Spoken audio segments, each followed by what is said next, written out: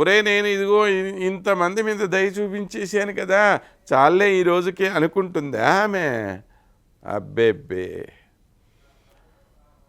100 మంది మీద దయ చూపిస్తే ఇంకో 1000 మంది మీద చూపించడానికి సిద్ధంగా ఉంటుంది. తల్లి యొక్క దయకి అంతమేముందండి? ఏమీ లేదు.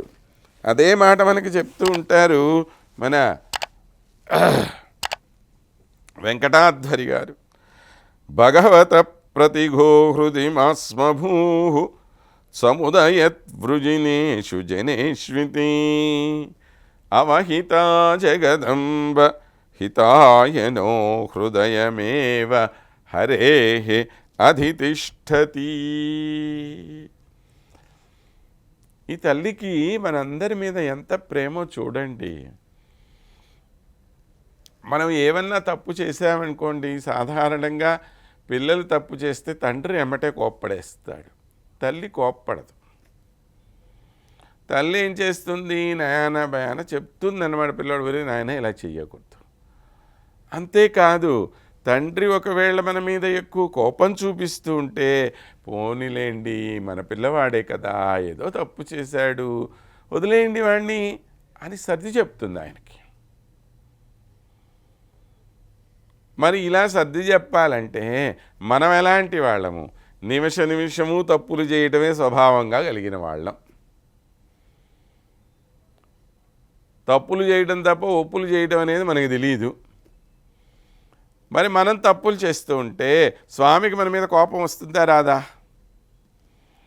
మరి కోపం వచ్చినటువంటి ఆయన మనల్ని శిక్షిస్తాడా లేదా? అలాగా ఆయన మనల్ని శిక్షించకుండా ఉండాలి అంటే ఈ అమ్మ ఏం చేస్తూ ఉంటుంది? పక్కనే ఉండి పర్వాలేదులేండి, ఇది ఒకటే తప్పుగా, ఇది ఇదేగా, ఇది ఇదేగా, వాడు మొన్న కూడా అలానే చేశాడు అంటాడు ఈయన. పర్వాలేదులేండి, మొన్న ఎప్పుడో కదా చేశాడు, మీరు మరీ ఆమెను లెక్కలేసుకుంటే ఎట్లాగూ అని చెప్పి సర్ది చెప్తుంది ఇక్కడ. ఇలాగ నువ్వు ఎన్నెన్ని తప్పులు చేసినా కూడా అన్నన్ని తప్పులని దూరం చేయటం కోసము నిరంతరం ఆయన అంటి పెట్టుకొని ఉంటుంది. ఇది అసలైన కారణం. ఆయన మీద ఏదో విపరీతమైన ప్రేమ ఉండి కాదు ఈమె అక్కడ ఉండటం, మన మీద విపరీతమైన ప్రేమ ఉండి ఆయనతో కలిసి ఉంటున్నది ఆమె. ఎందుకని? మనం ఏ నిమిషంలోనూ తప్పులు తప్ప ఇంకేమీ చెయ్యం. ప్రతి క్షణము తప్పులు చేసేటువంటి మనలో ఉండే తప్పుల్ని దూరం చేసి మనల్ని స్వామికి దగ్గరగా చేయటం కోసము ఆయన హృదయం మీదే అధిష్ఠించి ఉంటుంది టైం. ఎందుకని? ఈయన మనస్సులో ఒక్క రవ్వ మన మీద ఇసుమాత్రమైన కోపం వచ్చినా ఆ కోపాన్ని దూరం చేయటం కోసం ఎమ్మటే రెడీగా కూర్చొని ఉంటుంది. కోపకిచ్చుకోండి కోపకిచ్చుకోండి కోపకిచ్చుకోండి చెప్పేస్తూ ఉంటుంది ఆయనకి. మనవాళ్ళండి, మన పిల్లవాడండి, మన అమ్మాయి అండి, వీళ్ళ తప్పులు ఇవే. వాడు తప్పు చేస్తున్నాడు, పర్వాలేదులేండి, మీరు అన్నిటికీ అట్లా కోపకిచ్చుకోమాకండి, ఇవే చెప్తుంది. ఇలాగా అన్ని విషయాల్లోనూ మనల్ని సమర్థించేటువంటి స్వభావం కలిగిన ఆ తల్లి మనకు మనకు అన్ని విధాలుగా కూడా ఆశ్రయం ఇచ్చేటువంటి తల్లి అన్నమాట ఆమె. అలాంటి తల్లి ఎక్కడ వెంచేసి ఉన్నది అనంటే ఒక అద్భుతమైనటువంటి ఈ మణిమండపంలో స్వామితో కలిసి వెంచేసి ఉన్నది ఆమె.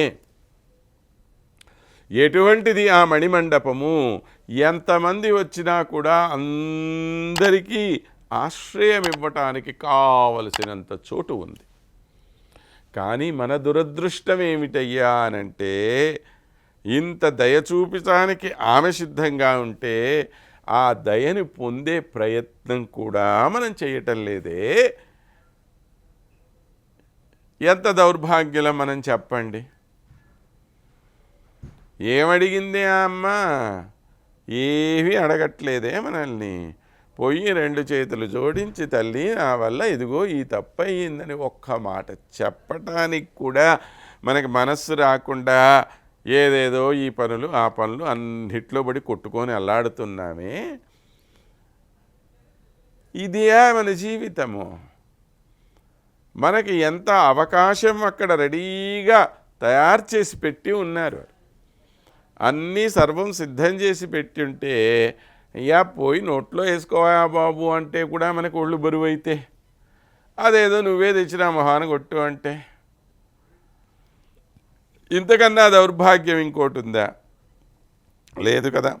సర్వాత్మ సాధారణ నాథగోష్ఠి పూరేపి దుష్పూర మహావకాశం అని అంటారు శ్రీరంగరాజస్తవంలో. ఆ సర్వ ప్రకారములైనటువంటి ఆత్మలకు ఆ గోష్ఠిలో స్థానం ఉంది. అంటే మనం ఏదో అనుకుంటూ ఉంటాం, మహానుభావులైన వాళ్ళు, గొప్పవాళ్ళు, వీళ్ళు మాత్రమే చేరటానికి అవకాశం ఉందా? కాదు. ఒక దుష్టుడైనా సరే తన యొక్క ప్రయత్నం చేత భగవంతుని పొందటానికి అవకాశం ప్రతివాడికి ఉంది. అవకాశం ఉన్న ప్రతివాడు అక్కడికి వెళ్ళొచ్చు కదా. అబ్బే అది మాత్రం చెయ్యటం లేదు మనం. ఆ విధంగా పరమాత్మని పొందటానికి అవకాశాన్ని మనము మన చేతులా దూరం చేసేసుకుంటున్నాం. నేను మిమ్మల్ని రక్షిస్తాను రాండయ్యా బాబు అంటుంటే, చూద్దాంలే నెమ్మదిగా పోదాంలే ఆయన దగ్గరికి, మనకేం తొందర వచ్చింది అని చెప్పి మనం ఇక్కడ కూర్చొని ఉంటున్నామే. ఇంతకన్నా మూర్ఖత్వం ఇంకోటి ఉందా?